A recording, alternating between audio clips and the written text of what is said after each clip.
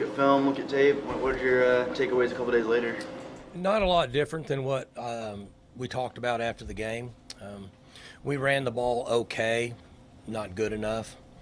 Defensively, we had 49 plays and gave up 174 yards, and then we had 6 plays and gave up 210, which is kind of what I thought afterwards, so I was pretty close with my math. We tackled better than we tackled last year early in the season, but not good enough. As I had mentioned, I was pleased with the discipline side of our team, with turnovers, penalties, and such, negative yardage plays. So not far off in the post game. We're kind of able to diagnose what led to those 6 or 7 plays those 6 or 7 big plays that you were talking about. Well, we've got to get it's a simple concept for what we do. Sometimes it's a little confusing public wise, but our players need to have their eyes in the correct spots. They did a couple things that were really good. That's why I had mentioned I didn't want to go into it too much without watching. They did a couple things scheme wise that were really good. So 4 of the 6 we have to be more disciplined with our eyes, and the other couple we need to adjust to what they did to us, and that's going to happen. I mean, the other team, their coaches get a chance to coach, players get a chance to play. So, but the majority of it is we got to have our eyes in the right location. Going back to your run game, obviously moving ahead into this week, you look at Arkansas, and their defensive line might be the strength of that team in general.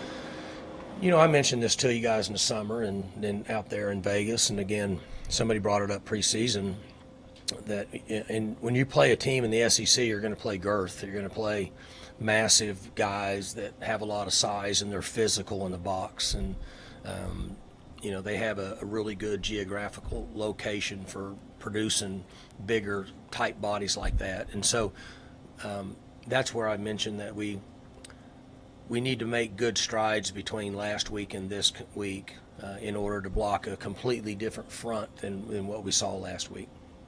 What did you think of their front, though? I mean, looking back on it, I thought the defensive tackle and that linebacker, 32 especially, were pretty damn good players. They had, in my opinion, just being fair, they had 4 guys I thought on defense that can play in this league.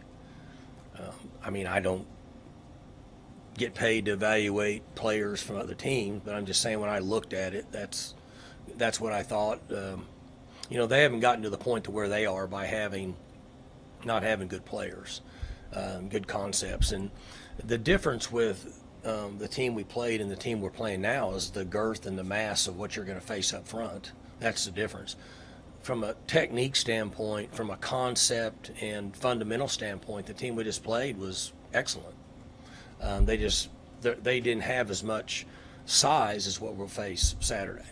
So how did you feel about your offensive line after you looked at it? I thought they played good because they didn't give up any sacks.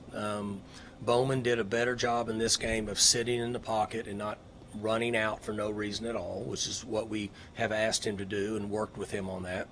We only had maybe 1 or 2 negative yardage plays. I think we lost 3 on one play and 1 or 2 on another. So you always have to take that in consideration. That's a big part of it. Okay, sacks and negative yardage plays, a big part of the game. We have to get better and continue to work to improving some things in the running game that will help us. And the things that we need to improve on this week are things that we've done and improved on in the past. You mentioned Allen a little bit right there, but after going back and watching, what you kind of think of this game overall? Thought he played very well for what we ask our quarterbacks to do in this system. And the improvement that you guys see, which I'm guessing from what he did in this game compared to the majority of the games he did last year, was good. And he distributed the ball in a manner that we asked him to in our system, and he did a nice job of sitting in the pocket and relaxing and making some throws after he had really good protection. Mike, Sam Pittman grew up in Grove, has been coaching for a long time at a lot of places. Have you crossed paths with him at any Not point a over the lot. years? He's been at Oklahoma, but I think when he was at Oklahoma, I was at Maryland or something. I can't remember. I had seen him before, know people that know him more so than me. He's a lot older than me. I say that jokingly, but people that I know that know him speak very highly of him as a person and a football coach. And so I've just been more aware of him and not really known him. So he must be out there right now. I told Kenzie and Ginger to bark if they saw Coach Pittman or Coach Petrino.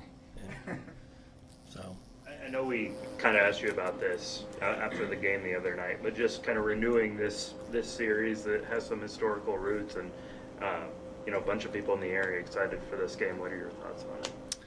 I think the series is good for the reasons you were there the other night, right? The other day, other night, whatever. But because you're going to want to play quality non-conference schedules now, so the committee will have respect for that. And this is a good matchup because it's 2 hours and 45 minutes away, and you have a lot of crossover with people, right? There's a lot of Arkansas people that can live over here, and there's a lot of Oklahoma people that have migrated over there with Walmart and all that stuff. So I think it's good. Is that about as good a first game from a penalty standpoint as you've had maybe in a long time? I think so. One defensive Yeah. holding. We played with discipline, and it's interesting that the first scrimmage and the second scrimmage we had in August, that was a concern of mine. I thought we had way too many penalties, and then we must have done a good job of instilling the discipline with our players, because in that game we played really well in those areas, that hidden yard area, which would be your special teams production and your penalties. Talk about Trey Rucker too, because what he did just coming up in run support, the gap control was pretty good up front. He was just able to come up there and see ball, get ball, and make tackles. Trey loves to play football. He always has. He's reckless and will totally disregard his body to play the game, which is what you have to do to be competitive at this level. And he likes football. Trey's a guy that play forever if you'd let him. And he's a quiet leader. He's not vocal, but players do enjoy watching him, and it's valuable to have a player like him on your team because he's relentless, and he'll compete from start to finish. There's been a thought during the preseason that you guys might try to redshirt Gavin Freeman. I know he played a lot, and you can still can, but where do you stand on that? Are you going to need to use him as a number 2 slot? Because of the 4 games and the postseason opportunities, I don't know that it's fair to say one way or the other right now. I will say that we're very pleased with what he's bringing to the table. He still has a ways to go learning our system, but he's made really good strides, and we'll just have to play it by ear as we move along. What is he just came in for fall camp, wasn't even here in the spring. What has he done so well to get on the field as early as he has? Well, he's fast and he's tough. He's has always had success with the ball in his hands. He disregards his body at wide receiver. He takes hits all the time. He tries to hurdle people. He runs through people. He's a returner. He wrestled for 10 years. He just has a toughness about him, a competitive nature that you want guys like that on your team. As a high schooler, he was pretty under the radar. What do you kind of remember about him? Well, he really wasn't under the radar, and I can't remember exactly the players that we took in that class. We watched him and liked him and watched him, and Gage, actually, my youngest, told me that year, you guys would make a mistake not taking him. He'd cross paths with him in summer 7-on-7 and all that stuff. But we had a reason for not. I think we were in a year that we didn't take a bunch, but we certainly were aware that he was good enough to play at this level. Leslie O'Neal goes into the Ring of Honor. Is that you came in a year after he finished, right? Oh, maybe a couple. I don't know what Leslie's last year. I know Leslie was here in '84, and I came in '86, but really close. And it's interesting. Our former players, we talk so much about Barry and Thurman, and because of the offensive position, but as far as like former players that were dominant here, I mean, he was as dominant defensively as Barry and Thurman were offensively. It's just not a position that people talk about a lot. But, I mean, a great player. Very moderately recruited is what I was told, from Arkansas. And just a great player and had, I don't know how many years in the NFL, 12? Yeah, I mean, playing in the position he plays and to be double-digit years in the NFL is tough. But just a great player. How do you look at the concept of redshirting? Like, is that something you think about week to week, or do you? I don't know. How do you sort of evaluate if a guy, once you've got a couple games, should we play him and then he can't redshirt? How do you look at that? So you always, first and foremost, want to do what you think is best for the young man and what he wants to do. Now, those two don't always jive together. Okay, if they did, then we wouldn't have the questions that you're asking right now. And so, second, we ask and think what's best for the team. Years ago, coaches made that determination. Over the last 3 or 4 or 5 years, there's a mutual conversation between the player, their family, their representatives, and the coaches as you move forward. It's just one of the changes that we're going through. That's part of the game. I guess ultimately a coach could just say, this is what you're doing one way or the other. That's not what we do here, because I think long term it'll be counterproductive in a free agency world. Last year with Leon, right? I mean, y'all are trying to have him again this year, but because of injuries. We tried to redshirt him. Yeah. Had injuries. So Leon is his perfect example. We'd love to have him back. But at that point, we were on a run and had a chance to get in the Big 12 championship game, and we would not have gotten in it without him. But he also had to make a commitment to a team. We talked to him. We had the discussion. At first, I think he still wanted a red shirt, and then he finally said, okay, I'll play. And we wouldn't have gotten in that game without him. You guys know in the last 2 or 3 games, he had a couple big games, made big plays. So that was a difficult one because we started him to redshirt because making the jump from where he was to our level was huge. And he wasn't ready up through the middle of October. And then all of a sudden he continued to get better and better, and we had injuries and we needed him. Where do you typically see the most growth from week 1 to week 2? Typically see the most what? Growth within the team. Meaning what? Young players? What do you Just mean? collectively. On this category or with us now? Well, I'm not For sure. 20 years. Oh. From week 1 to week 2, typically, where do you see the most growth? Young players that were out there for the first time. So a couple names would be Sese, the running back, because he played last year some, but not a lot. Those guys will start to get better early in the year.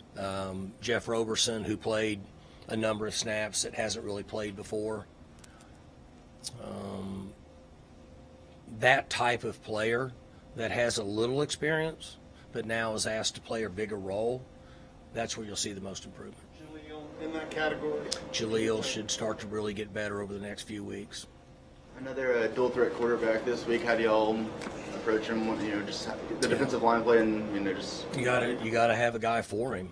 And you are competing against a guy that has the ability to run. You have to take that into account in your structure of defense and the style of play.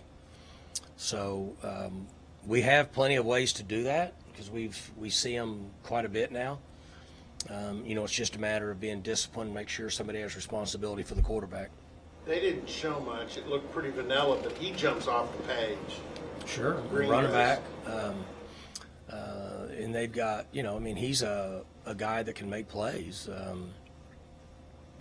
This is I've scanned through them over the summer, and they had 4 or 5 games they played last year that they could have won.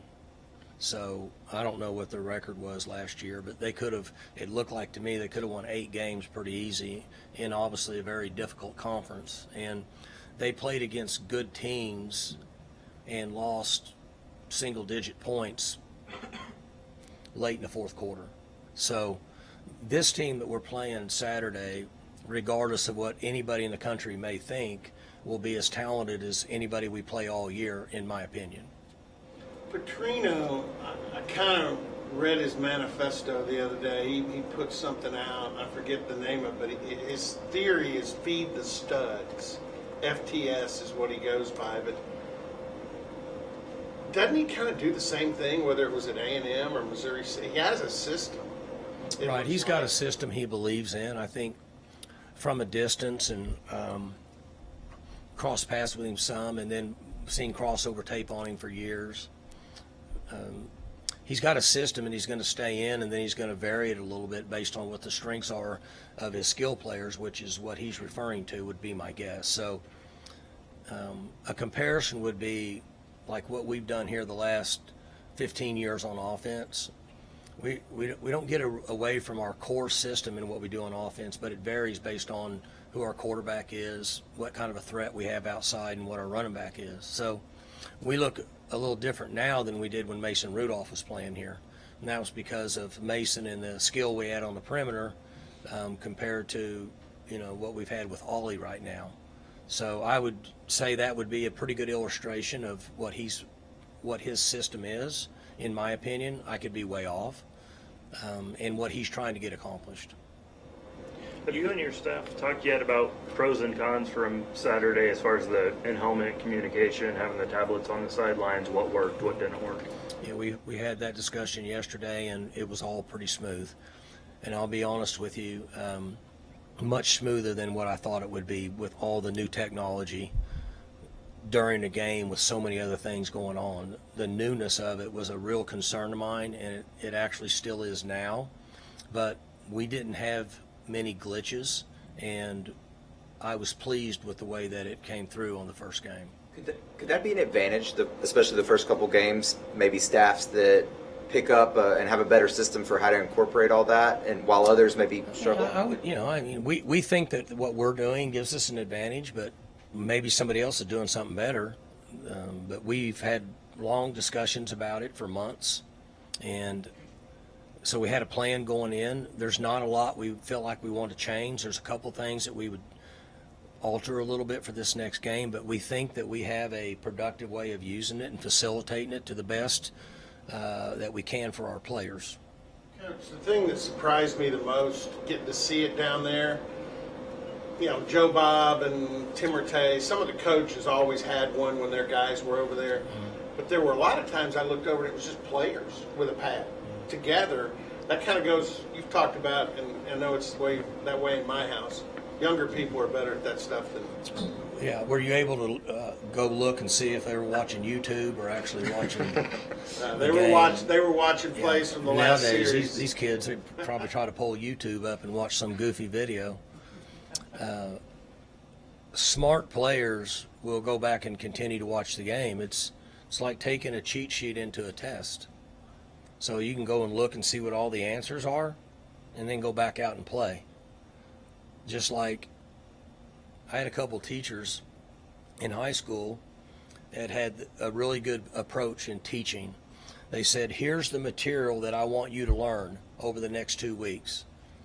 I'm gonna lecture on this, and I'm gonna give you the material with the answers, and then we're gonna have a test two weeks from now on Friday. And that's probably the best teaching procedure there is, in my opinion, because whatever material he wanted us to learn, he gave us the answers. So who cares? So he lectured on it, gave us the answers, you studied it, you paid attention, you made an A. If you didn't, you made whatever was accordingly, and in the end, you learned the information that he wanted you. every 2 weeks. Well, that's what those tablets do. The information's right there in the tablet. So you can look at it and get it. It's a cheat sheet to go back out, or you can not look at it, not absorb the information, and go out and figure it out on your own. Based on proximity, you and Arkansas recruit a lot of the same guys. Does this game mean anything in terms of recruiting? Give any edge? The business side of what we're getting into, I don't know anymore. I think the business side, based on the same thing we talk about over and over, if she signs off on what we think she's going to sign off on, recruiting will be limited, negotiating will be prominent. We talked a lot about Colin Oliver the other day after the game. What did you think specifically of how Kendall handled it? And are there things that, because of playing a safety in the past, are there things that maybe he can do that he's better at than a typical linebacker in that role? So Colin was excellent because he was playing a lot of the same location he did earlier in his career. So, like, based on what they were doing and where he was located, that wasn't anything new to him. Kendall was good, but has a lot of room for improvement because he's in an area that he's not as frequent with, or he hadn't been as much, and he should get better each week. Colin has had a lot of reps in the world he played in last Saturday. Are there things, skill sets he maybe brings from his previous positions that could maybe help him excel in ways that maybe guys who've always played linebacker can't? So with Kendall, you talking about? Yeah, so his ability to affect the throwing game in some type of zone responsibilities or a pass coverage should be better than most of those guys because he lived in that world for a couple years. You guys were able to sub defensively in between plays quite a bit the other day, and I know that's probably what you want to be able to do, but was some of that because they were huddling and taking some time that allowed you to do that more than you probably might be able to against Big 12 teams? Yeah. It was more based on they're not a tempo team, and they don't – in a 2-minute offense, for this league, they're moderately speed even in a 2-minute offense. So there's a lot more substitution opportunities. Is it fair to say it's easier for your team to go fast than it is to slow things down when they need to, just because, like you said the other night, we had a multiple score lead. We didn't want to go fast, but they're better going fast than mediocre? It's interesting. Over the years, we've done it so many different ways, but if you lean toward being a tempo team, you're good at what you practice, and then you try to present a slower system. Almost mentally, you struggle a little bit. You become sluggish. The defense forced them into stops on fourth down. And offensively, we lined up in places we should have scored touchdowns in the fourth quarter, and we were sluggish and there was nothing to us. If you do it all over again, you probably just go out and just go, just to maybe keep that tempo. That was the one thing with the game that I wasn't pleased with, the finish offensively in the fourth quarter.